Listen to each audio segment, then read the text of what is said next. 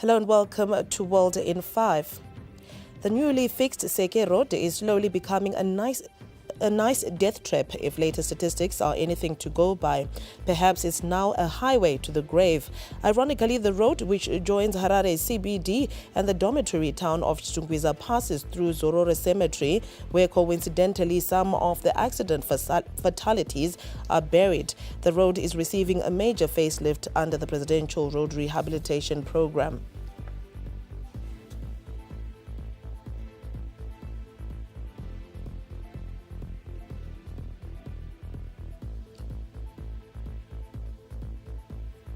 Meanwhile, the 20 to 34-year age group has been cited as most notorious for causing traffic accidents. Data from the Traffic Safety Council of Zimbabwe says an average 20 people died during Easter holidays caused by drunk driving. Traffic Safety Council of Zimbabwe chairperson Kurasibanda speaks. The following are contributing factors to road fatalities in the country during this period: abuse of alcohol by both drivers and pedestrians, speeding which is too high for particular circumstances, leading to vehicle control loss and or inability to avoid hazards presented by driving situations, moving violations, for example, cell phone use while driving, not wearing seat belts, etc., dangerous overtaking at barrier lines and or overtaking in the face of oncoming traffic, vehicle fitnesses, defective tires and steering, especially on public and freight transport vehicles. The price of maize meal in Zimbabwe has gone up by 52%. A 10 kg of roller meal has gone up from 1,099 Zimbabwe dollars to $1,665. Millers say the price of grain from the Grain Marketing Board went up by 50% and 17.8% for commercial white maize and wheat respectively. To this effect, the price of wheat bread flour also went up by 31% from 164,523 Zimbabwe dollars per metric ton to $215,000 per ton. Millers attribute this to the rising costs of labor, packaging, transport and electricity. Grain and Millers Association of Zimbabwe chairman Tafadzwa Msarara also noted that the exchange rate has had an effect on the imports market. The price of grain went up with effect from the last Monday, and the quantum of the increase is so substantial that we could not absorb it in as much as we would want.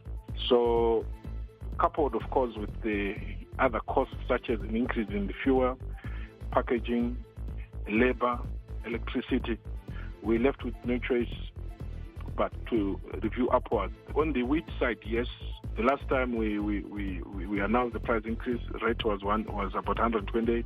Now it has gone above 150. So yes, the movement in the exchange rate affects our imports on wheat. Still in Harare, the city council is facing legal action for allegedly denying pregnant women access to register for maternal health care at its clinics.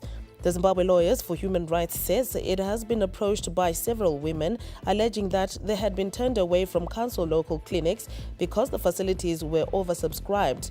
On 29 March this year, the Human Rights Lawyers gave Harare a one-week ultimatum to address the matter, with the ultimatum having lapsed. The lawyers now say they are preparing to sue the local authority for denying residents a constitutionally guaranteed right to access basic health care services.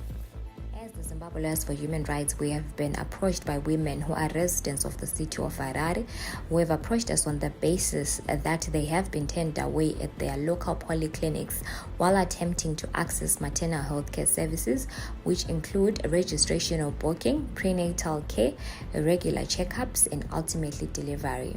The reason why they have been turned away is that the polyclinics are oversubscribed. This is such an unfortunate situation, as this is not only an infringement on their right to health, but ultimately their right to life. Cross-border traders and investigators from the Zimbabwe Anti-Corruption Commission clashed in Harare on Thursday morning after the latter impounded 2 buses suspected to be laden with smuggled goods. Our news crew captured the dramatic scenes at Highland Shopping Centre as the cross-border traders tried to block the investigators from confiscating their goods. It ended in tears for one of the traders.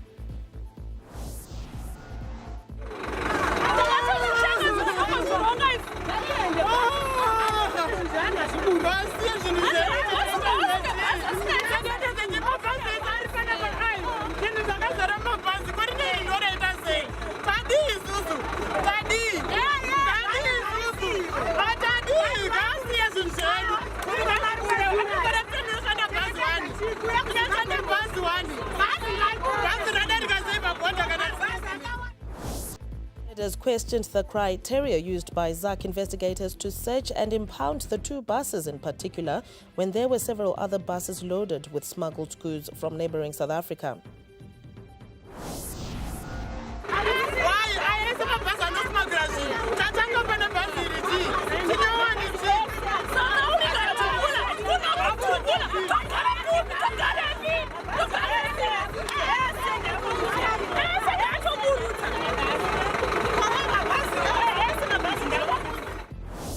And that's all we had for you on World in 5. Thank you for watching.